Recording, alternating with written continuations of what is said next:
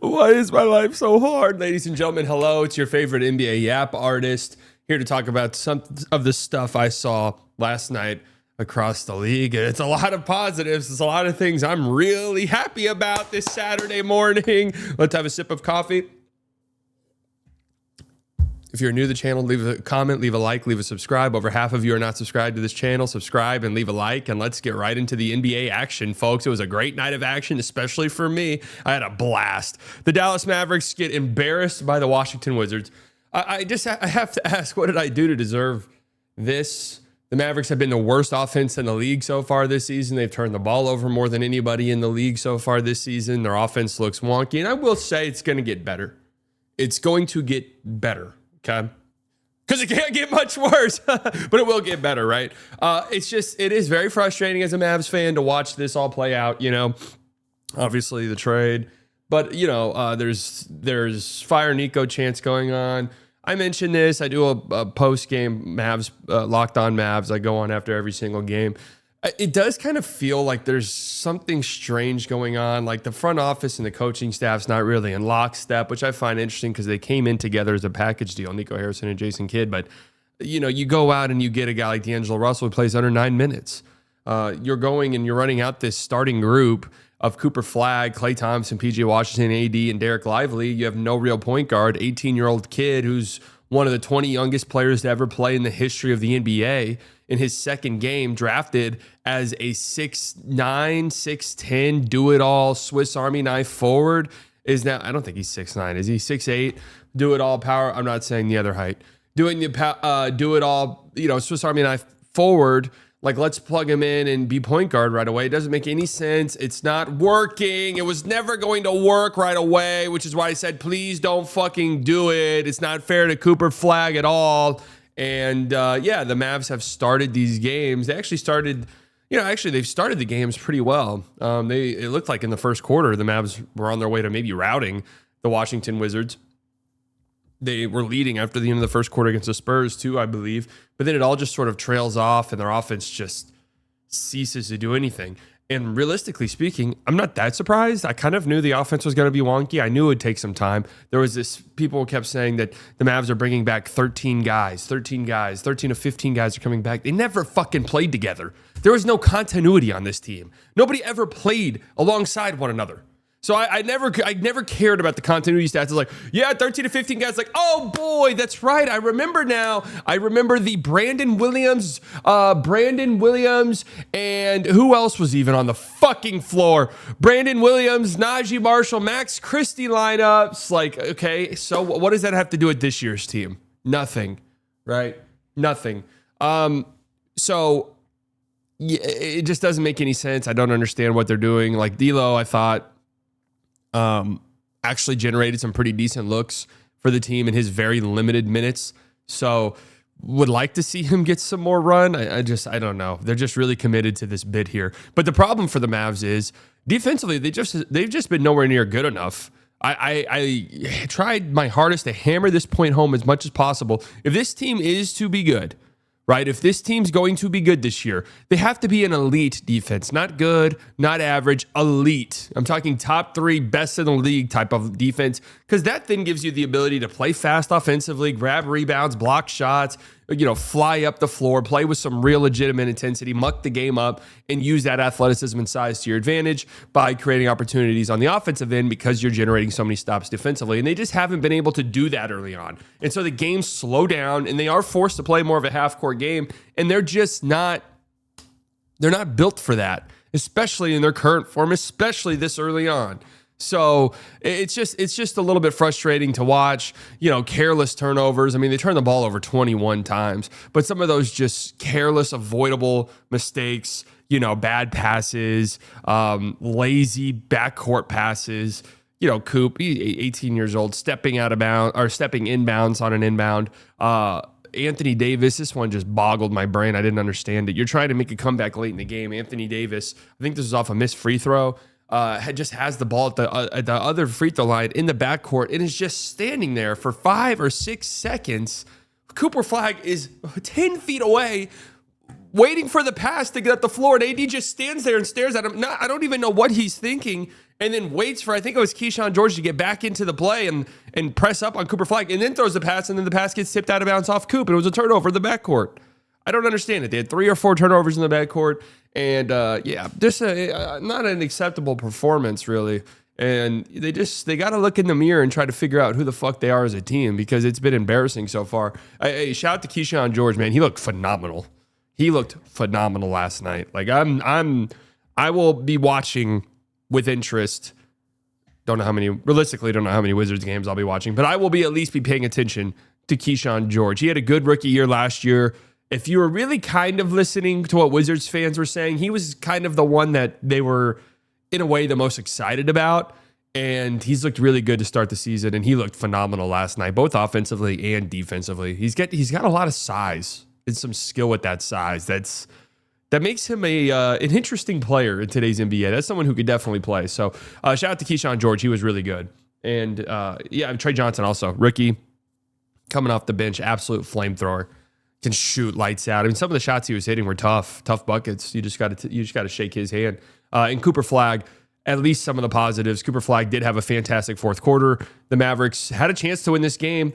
We talk about late in the game, fourth quarter, the Mavs go on this run. AD's going to the free throw line. I think it's 101 to 97 or something like that. You have an opportunity to make it a 2-point game at the free throw line. AD misses both free throws. You give up a bucket on the other end. And this type of shit right here, and I'll explain, this type of shit right here. This is what I like from Coop, right? This is what I like from Coop.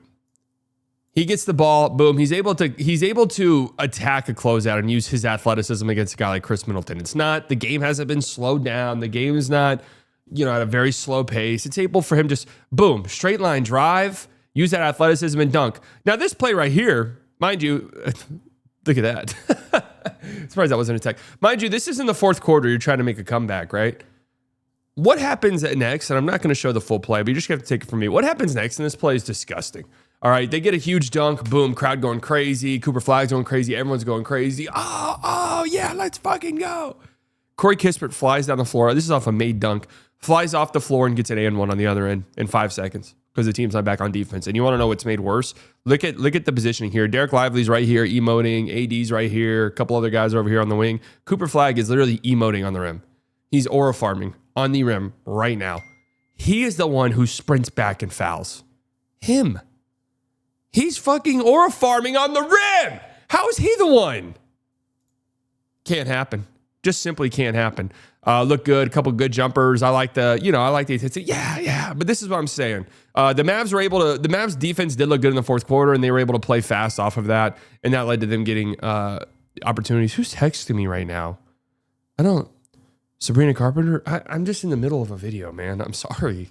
Like, Jesus. Can I just record a video talking about the Dallas Mavericks' second regular season game in October against the Washington Wizards? I just have no peace. One other thing I'm monitoring for this Mavs team early on, and I'll be monitoring this, the PJ Washington, Derek Lively, Cooper Flagg trio does have a 16 net rating so far. Insanely limited minutes, but that is what I am monitoring. I don't understand the Derek Lively stuff at all. He plays 19 minutes. Just not only does it not feel like you're really that committed to double bigs because you're not playing a point guard and you have to play a point guard with that group for it to work, but at least at the start of games, I have said, like, over the course of games, if you feel like, okay, cool, let's throw out that double big lineup. Let's throw out that huge jumbo lineup with Coop at the one because we feel like it could work again. That's one thing. To start games, I don't understand it at all. But then Derek Lively plays 19 minutes. And I feel like he played a good game. I don't really get it. He barely played on opening night because he was in foul trouble, to be fair. I don't understand why he barely played. Like, the Mavs just completely threw out anything they said they had as an advantage: size, athleticism, shot blocking, rim deterrence. They had a lineup that had Ryan Nembhard, Brandon Williams, Najee Marshall, Max Christie, and PJ Washington. That was the lineup they threw out. What am I seeing? Anyways, congrats to the Wizards. Keyshawn George looks fantastic. Of course, to rub salt in the wound, Luka looked phenomenal last night. This Lakers team looked very good last night, carried by Reeves and Luka, who both popped off offensively. 49 for Luka, 11 assists and only 1 turnover for Austin Reeves. Those guys both looked fantastic last night. I'm still going to stand on business and just say I don't think this is a great Lakers team, but they did look good last night, and their offense was humming. I did say before the start of the season, I did think this could be the best offense in the league, potentially, this Lakers group. And when they play like they did last night, they shot incredibly well and hit some tough shots, not just threes, but I'm saying, mid-range jumpers and the like. Then they got a chance, with a guy like Luka Doncic. He looked phenomenal last night. Luka and Reeves continue to play really well off one another. I mean, this has been a long-standing thing. All summer long, I kept seeing, I don't know if it was Lakers fans, Luka stands, or what, who are like, we got to get rid of Reeves. We got to get rid of Reeves. Reeves wants money. We got to get rid of Reeves. Get rid of him. It's like, why? You guys need to understand this. And it actually was a lot of Luka stands, now that I'm remembering correctly. Like, Luka plays really well off of these guys. You can't just be trading guys all the time. Like, I don't understand. You can't just be like, get rid of that guy. Like, Luka plays really well off of other capable ball handlers. And this was from a year ago. Reeves and Luka on the floor without LeBron James did have a 20 net rating with a 125 offensive rating. Do with that information what you will, right? Do with that information what you will. Those two do play really well off one another. So, yeah, Luka looks phenomenal, getting to the rim at will, getting pressure on the rim at will, and that just leads to so many different things for you offensively. And Marcus Smart looked good defensively. I mean, he's going to be really important for him. God damn, he was a plus 24. I didn't even realize that. Ayton was fine. Ayton was better than Jackson Hayes was. So a year ago. So you do have that going for you. That was the hopes and dreams, and those hopes and dreams were achieved last night. So yeah, Marcus Smart looks like he probably should be starting. I'm sure they probably want to be a little bit easy with his minutes just because he is older. He's been very injured as of late. You don't want to go balls to the wall early on in the year or be playing that guy, exuberant minutes in these early regular season games because you want him to be healthy come playoff time, assuming you do make the playoffs. So it's just something to monitor there. Marcus Smart's inclusion in this starting lineup, and it's still no real updates about LeBron, at least none that I can think of, but an impressive performance by the Lakers, not an impressive performance by this Timberwolves team. Some of the stuff that I was concerned about them before the season started are starting to rear their ugly head a little bit. Obviously it's very early. Look, the reality is they have a point guard problem. Dante DiVincenzo is not a point guard. He looked dreadful against Portland, looked better in this game, but he's just clearly not a point guard. Right? Is better suited coming off the bench and just being a sniper, floor spacer, all that stuff. Bones Highland, to his credit, has not looked half bad. And weirdly enough, and I can't believe I'm about to say this about Bones Highland. There were times where I was watching this last night where I was like, dude, Bones, you should have shot that. Like, it feels like he's almost, in a way, like, I need to get teammates involved because that's been kind of the rub against me, and that's what I need to do now. So that's what I need to focus on. When there's times where I'm like, dude, you could have shot that. But he's looked pretty good so far. And I'm curious to see what that could mean because Mike Conley looks dreadful. That was one of the major things that I was worried about for them. You watched a couple years ago the ascent of this Timberwolves team. Mike Conley was so important to it as Anthony Edwards was kind of learning the ropes as being a lead ball handler and being a point guard. Mike Conley was so important. All the stats showed it that they were so much better when he was on the floor. Last year, it looked like it was beyond losing a step. It looked like Mike Conley was pretty much fully washed a season ago. And now it looks like, he's just can't even play in the NBA right now, which pains me to say because Mike Conley is one of my favorite players to ever play the sport. But he just looks so old and it just looks like it's time.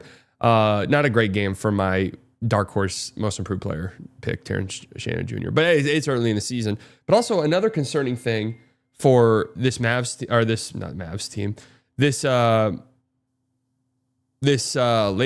or Timberwolves team, Naz Reid. Oof.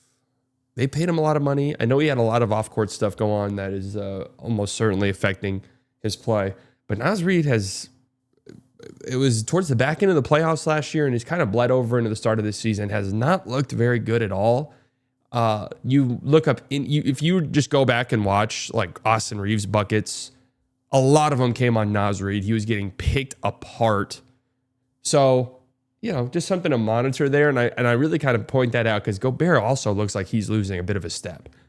So all of these things are compounding a little bit to the point where I'm a little tiny bit concerned. Not that I think they'll be bad, not that I think they're trash, but just in terms of them being like a legit championship contender, those things to me stick out a little bit. But we'll see. We'll see how it looks over the course of the season. Rob Dillingham came in for a little under a minute, then got hit in the face, and that was that. It's kind of clear and obvious to me that they don't trust him at all, which is a little bit spooky because you did trade up to go get him. But we'll see. We'll see if Bones Highland gets a little bit more minutes. Julius Randle's look good to start the season, so that's nice. But all in all, the concerns I've had for them look concerning. Some of the other stuff from last night, Orlando. This was a good game. Atlanta stormed back in the second half. Trae Young looked fantastic in the second half of this game. Just got to the rim whenever the fuck you wanted. Nikhil Alexander-Walker. Yeah, okay, this is exactly what I was thinking. 1 of 10 on threes. I was watching this game back this morning. I didn't look at the box score. I was like, did he make a three? And not only that, all of his threes look way off. But he did go 7 of 8 on twos. So he was contributing offensively, despite the fact that he couldn't hit anything from three. Quiet game from Jalen Johnson. But really, the story for me is, an impressive comeback by this Atlanta Hawks team who just ramped it up defensively. They've got some defensive lineups that are pretty nasty, even with Trae Young on the floor. Man, Paolo, that was not good. And obviously, if you've been online and didn't watch this game but saw the highlights, the three that he attempted at the end of the game, what was that? That was.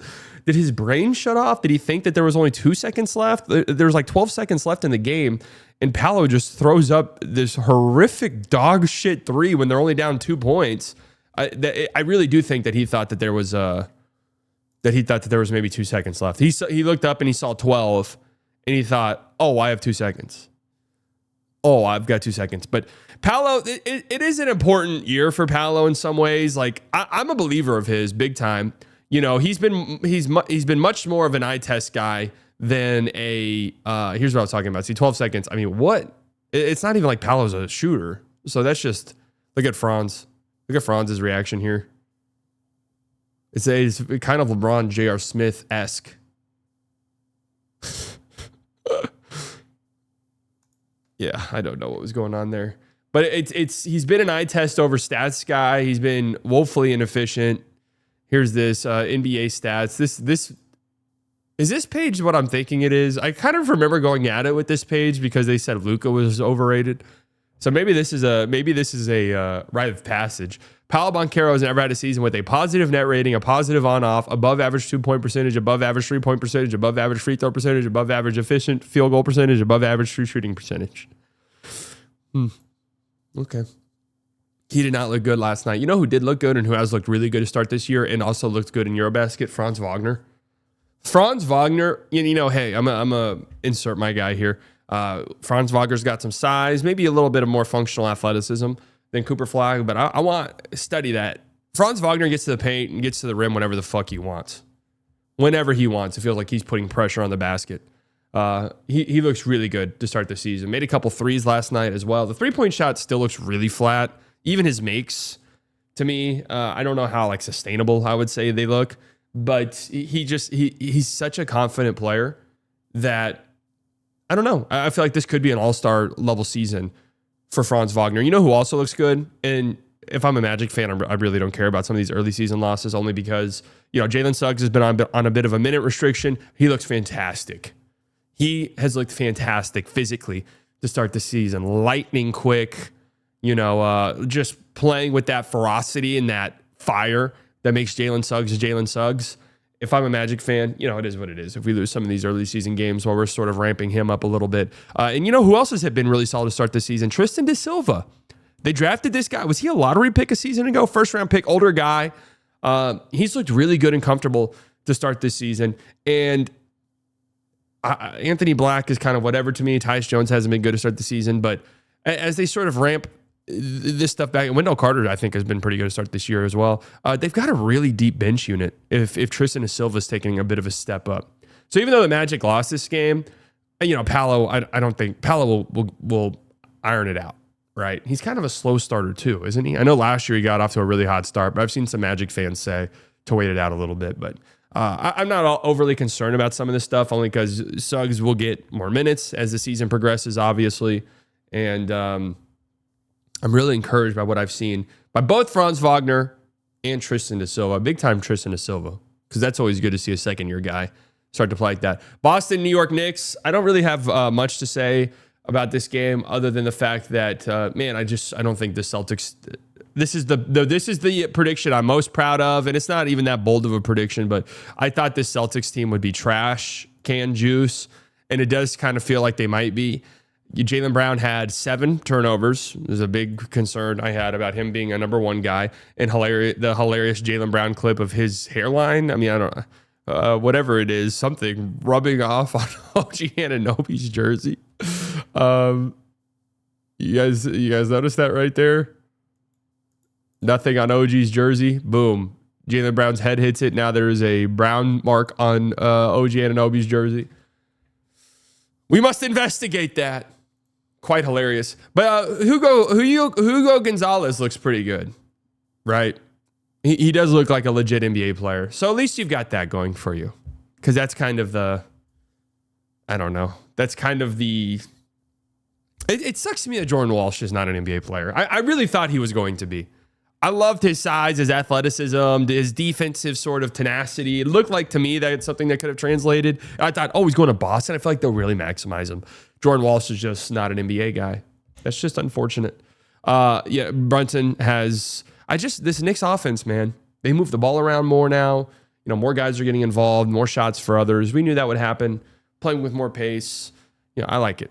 I like what they've shown so far. And it wasn't even that great of a game for them offensively. They didn't shoot well. They still got pretty good looks. So good start for the Knicks. Milwaukee, Toronto. Just want to point this out because Giannis is going crazy to start the year. 31, 20, and 7 for him in this game. It's funny when you watch him, man. He does everything. He's looks like some of the best, at least offensively. Defensively, he's not as good as he was a few years ago. But offensively, he's probably the best he's ever been. He's pretty much their point guard, and it's pretty much a good look every single time he has the ball. So Giannis is... all summer long, I was like, I think Giannis might be my MVP pick. I came off it because I didn't think they'd be good enough, and that probably still will be the case. But man, he's trying to prove that if I'm healthy and playing, I can take a team to the 4 seed in the Eastern Conference all by myself. They're 2-0 to start the year. Cole Anthony looked fantastic off the bench for them last night as well. And and even though they lost this game, this was a competitive game. I do kind of like this. I like this Raptors squad. I mean, the Mavs are about to play them tomorrow night, and I bet they lose. Seriously, I seriously bet the Mavs lose this game because this Raptors team does some stuff that they play fast. They get the ball up the floor. They do some stuff that would give this team some problems. So I'm a little bit worried about it. But that's what I have from the night before. If you guys like this type of stuff, leave a comment, leave a like, leave a subscribe.